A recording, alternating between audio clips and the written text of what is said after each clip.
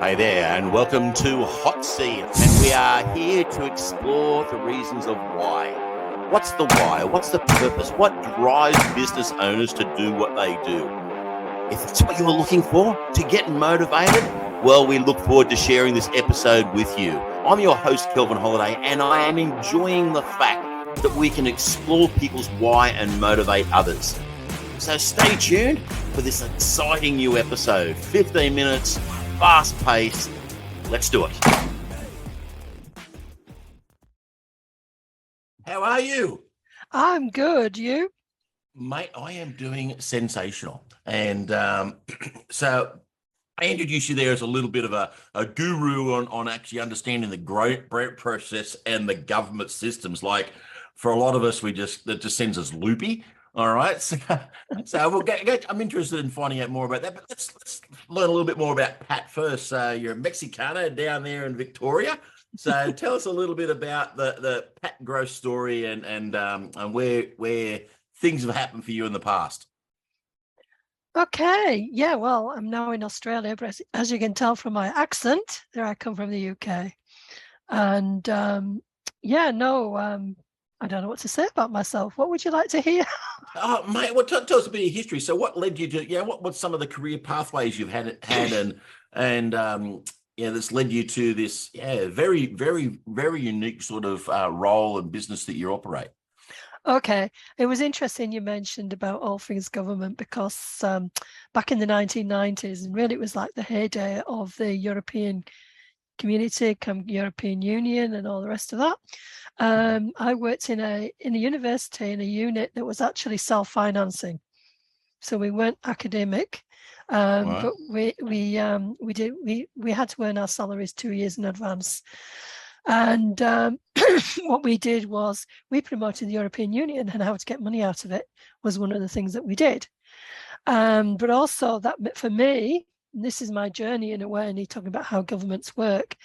In order to be, out there, the first to be able to offer the services, you have to be able to monitor what's happening. So I would be eagerly, daily, monitoring the pink sheets that came out of Brussels, looking at how a policy development was happening. So you talk about green papers consultation, then the white paper, and then coming from policy is where all the money comes. It doesn't matter which country you are in the world. That's how this grant system works. And what we used to do was we could tell when the money was coming. So then we would be in there, get some speakers from the European Commission, from the UK equivalent, and practitioners, and we'd be organising conferences and workshops around the UK, and we used to take people to Brussels. Now it was interesting at the time because there was things like Sweden becoming a member of the European Union. I was actually involved in one of those reconnaissance parties with a group of Swedish members of parliament who we took to Brussels, introduced them to the institutions, the fact finding before you then go into the campaign. So that's just one example of some of the things that I was involved in behind the scenes. There was, for instance, in 1992, when Britain had the presidency of the European Commission, we were involved in organising the regional summit, which was the second sort of like important event beyond bringing in the ministers and bringing them together. We brought all the regional mayors of Europe together. And so it's just a couple of examples of the things that I did when I worked in the European field. And so it was sort of like, I came to Australia in 2000, and lo and behold, I found myself working in a hybrid of the Victorian government, and again we were working in the funding space. And for me, that meant that I took great delight in monitoring policy development. Same again, because once the policies were developed, that's when they then developed the the plans, the 5-year plans. And then from those 5-year plans, I would be figuring out, because my role was to build the capability of adult education training providers in Northeast Victoria. So under me, there were 43 organisations that I could assist, and they were all not in the not-for-profit space, and collaborations with TAFE. So I would be there monitoring these new, in fact, it wasn't just me, there were 3 of us in the office, and we would all take delight in monitoring and reading, reading government documents, but being able to interpret where the next opportunities were coming from. And then I was able to then draw down project funding from within and also from external sources, so that we could go out there and train the organizations that we funded to be able to do what they did better, so that they could then take advantage of the funding that was coming. So it was all great. Wow. It was, for me, it was all great fun. So that's sort of, when you talk about being able to read government,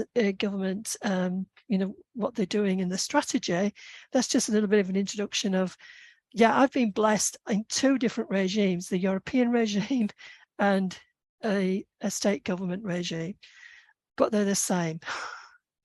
Yeah, and look, bureaucracy and government's everything up. There's only so many ways you can govern. It can be a dictatorship, or you get into democracy, basically. And these policies, I get it. I spent a bit of time myself. I was a director of CareWorks, which is a Churches of Christ community care sort of project. And one of the keys that I had, a fellow very much similar to you, had the same sort of experiences, told me, and he gave me the tip about, he said, get in and actually have a talk with the policymakers. All right, understand who the policymakers are in your particular area, not necessarily the local minister. And that's what you're saying here. This is like, if people are serious about trying to find funding, it's about building the relationships with the right people, and that's what you've just said. Like, you have the relationship with these bodies of people, and you are training them ready to go when the funding become available. And that is a key piece. And that's a gold nugget, folks. All right. It's about the relationship, get the right relationship with the policymakers.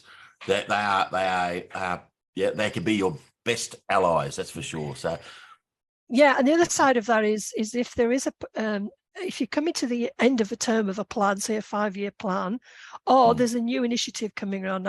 This is not my personal experience here. I'm just putting a supposition in. But we've got the circular economy and this, the climate change stuff, the sustainability practices. Yep. They're all tied within 10-year plans.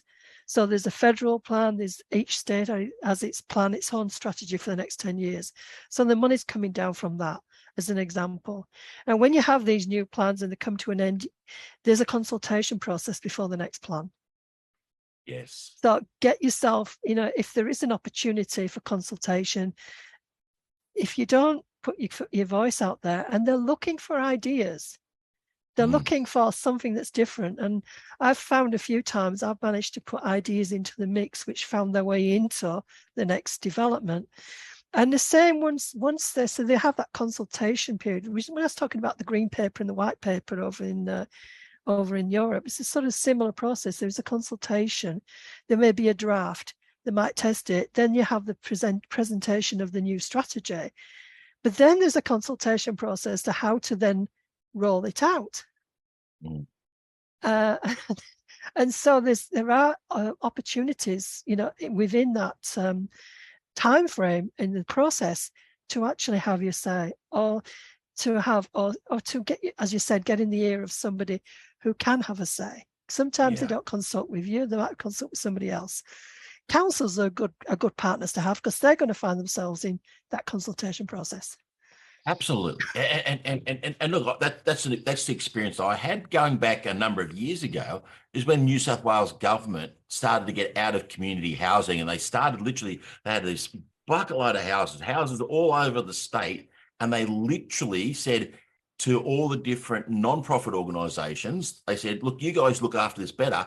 Here's a house. Here's 10 houses. Here's 20, 50, 100. And so that was the rise of one of the bigger housing community groups called Compass Housing.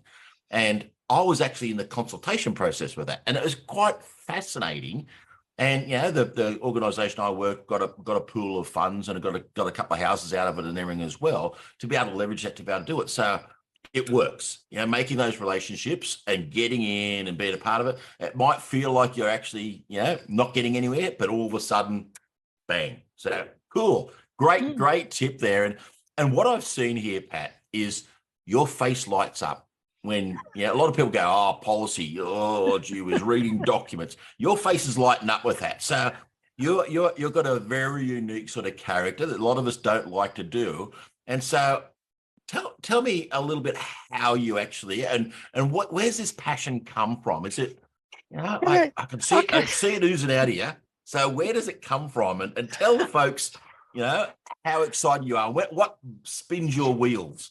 All right, I'm going to tell you this again. It's the contentious bit. It's the entrepreneur, the community entrepreneur.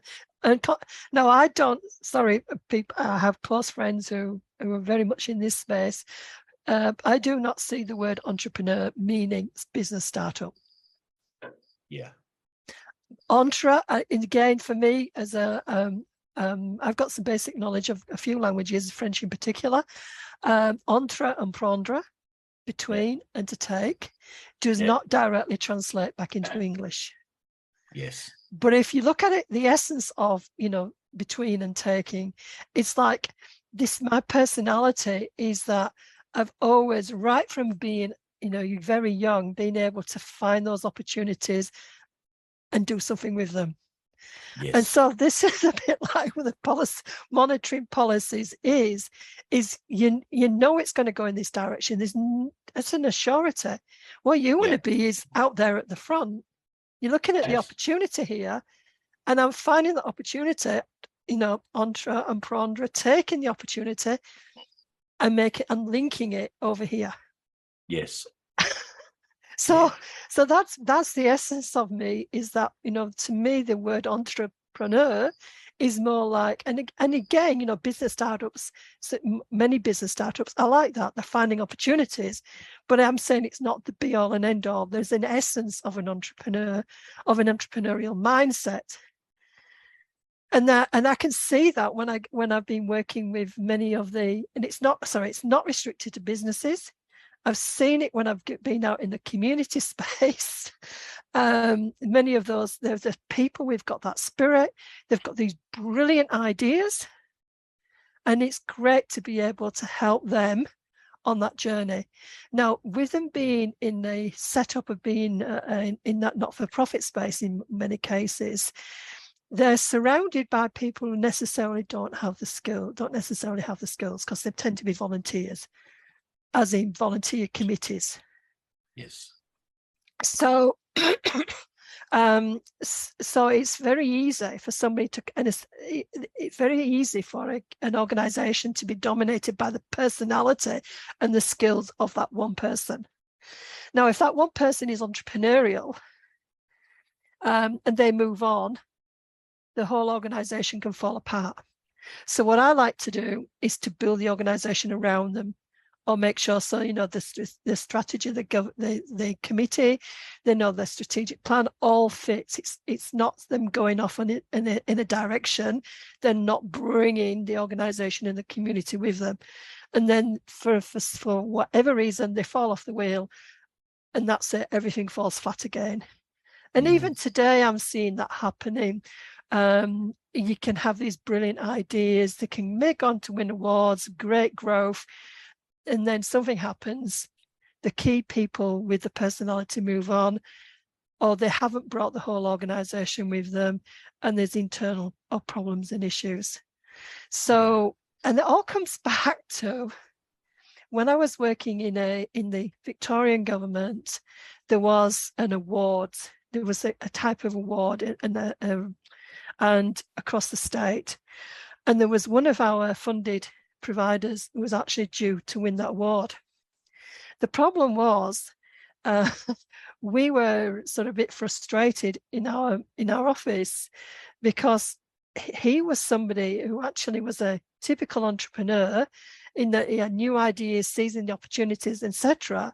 But there was nobody behind him with the brush and broom to sweep up. and stuff. That what I meant by that was all the accountability and all the paperwork wasn't done. Yes. All the ideas weren't the ideas were great, but there was no substance behind them, no foundation. Yes. And that's where we come in. We want to see that success. This is in my business. We want to see that success. And that's why we put the foundation in place, or help them put the foundation in place. And that organization that was due to win the award that very morning, we actually were able to raise the alarm, because there would have been a problem in the future, and that would have not looked well on anybody. And the nomination was taken aside and somebody else was put in place. But it's simply because they were a great ideas person, but everything around them was built on nothing. Yeah. Well, Pat, I've known you for some time. We've crossed paths in a number of different networking groups. And I always knew there was something very unique, very special. And what I've enjoyed today is you have your animation, your excitement, your passion, your entrepreneurial spirit, that finding those opportunities and taking those opportunities, all right, truly has come out of the screen here today and come out of this. And I've loved it. And so much so that I know that there is so much more that you can give to the community that we're sharing this in today. And I want to invite you back, maybe not in the hot seat, but definitely take it a next step and actually see how we can actually help some business owners to get their head into this grant space. And then to, what I love to say is unleash some full potential, unleash the awesome of individuals. And you have got a key in your hand to show them how to unleash, how to get that vital funding they need to take those opportunities, turn them into actions, and make them a success. I'm going to invite you back for one of our masterclasses very, very shortly, folks. So look out for that. Excuse me. Pat, it has been an absolute great one. And I'm sure you're going to drop in some details and everything, how people can get in contact with you, because you've got an amazing website with a whole bunch of resources all about understanding grants. So is there any last little tips you'd like to give the folks here today before we close off? If you are thinking of applying for a grant, just bearing in mind what I was saying about there being policies and being strategic, strategy plans. It's not about what you want. It's about what you can do, or the service or product can contribute to achieving the results that the funder wants. Because those strategy plans at the high level, the trick is how do they convert them into action? They've got the resources and the financial resources. What they don't have are the people on the ground. And that's where you come in. Perfect. Absolutely perfect. Pat, been fantastic, mate. I have loved this session. All right. And as I said, I've worked in this area before, and it is not an easy place to work. All right. It messes with a lot of people's minds, and you take that confusion right away. So thank you very much, Pat, for being here on Hot Seat, mate. We'll have a chat to you again very, very soon. Thanks for joining us here at Hot Seat. It's been an amazing, amazing event. It is a place where you can actually enjoy and be inspired by the why of others, the drive of the purpose and the passion. Please like and share this podcast with as many people as you can to inspire them to make a difference in this world. Have an awesome day. Unleash.